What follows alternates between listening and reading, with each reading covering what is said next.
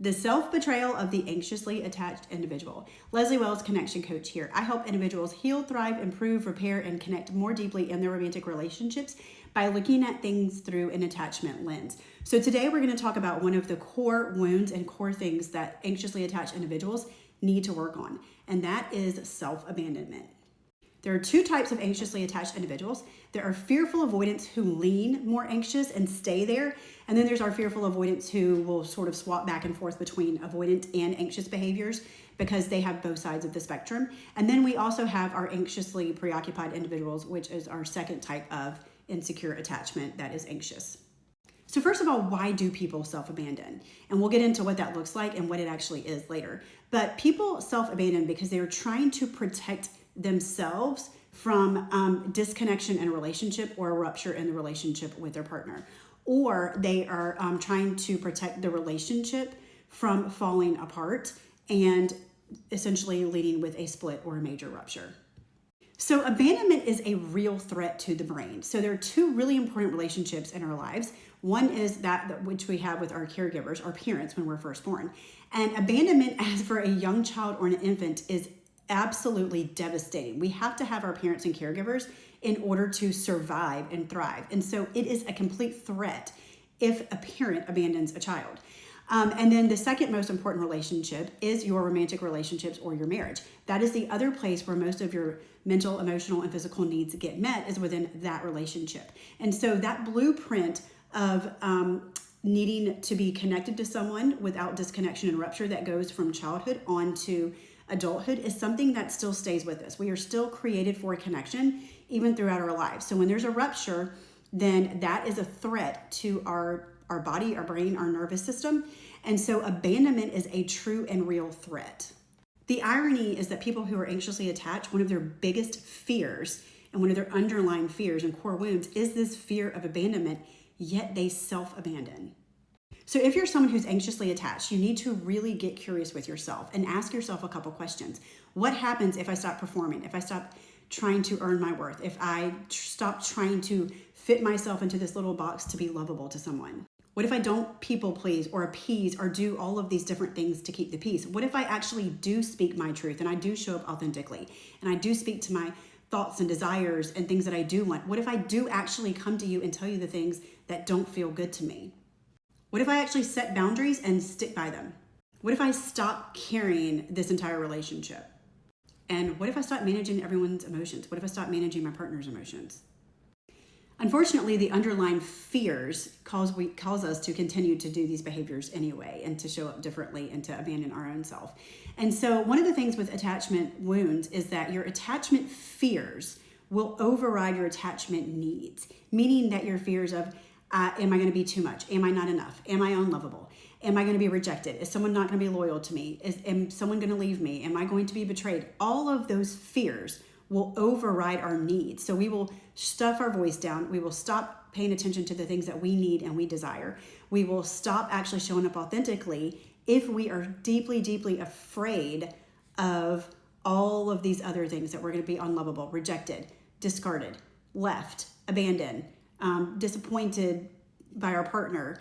All of these fears will override the actual needs that we have. So we have to find a place of safety inside ourselves instead of externally to be able to override these fears, to show up in ways that honor ourselves rather than betray ourselves.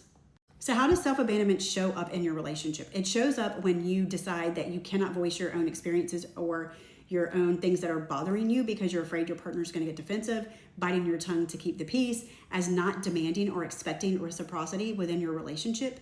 It shows up as you not voicing your opinion because you're afraid that if there's a conflict and somebody believes differently, then you're going to push them away. Shows up as pretending to be okay when you're not okay, not setting boundaries and actually adhering to them, ignoring red flags, staying in a relationship that doesn't feel good to you because you are more afraid of the fear and the feelings that are going to come with detachment, that you allow yourself to continue feeling bad in a relationship. Lowering your standards or minimizing your needs to make sure that you're not too much for the other person. Overriding your intuition, that discernment that tells you something isn't right or you need to follow up and get curious about something, but instead you push that down and you don't trust yourself. One of the biggest problems with anxiously attached individuals that plays into self-abandonment is that they do not trust themselves. This is a huge part of the work for a fearful avoidant especially, but also any anxiously attached individual, is that we have to rebuild trust and safety internally. So essentially, self-abandonment is betraying our own needs, desires, comfort, security, values, integrity, our belief systems in order to maintain a connection with someone else. The problem is we are losing connection to ourself in order to maintain connection to a partner. So we have to be able to take those childhood methods that we used to do to prevent rupture, to draw the people that were our parents or our caregivers close to us and keep them close, because we are terrified of being alone or isolated in a really terrible experience or a fearful experience or just in big emotions when we're a kid, or actual physical, literal abandonment.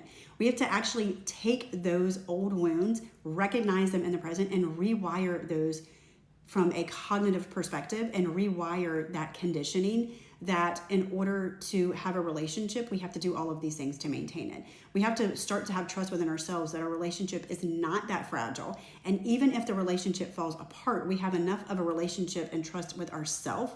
We're connected enough with ourselves that we can calm ourselves back down in our nervous system, find safety within, and we are competent and capable and empowered and have a sense of agency that we will be okay if there is a rupture or there is a disconnect or there is an actual abandonment that actually does happen. But anxiously attached people do not have enough trust in themselves that they can actually overcome these things.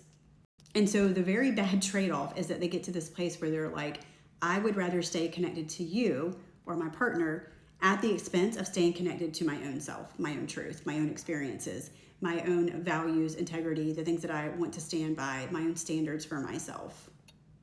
Big piece of the work is to reconnect with self and regain that trust again. So the problem with being anxiously attached and showing up in these ways is there's also this cognitive dissonance, because when you're betraying yourself, you also have this deep sense of shame and sometimes anger and frustration that comes with not honoring yourself.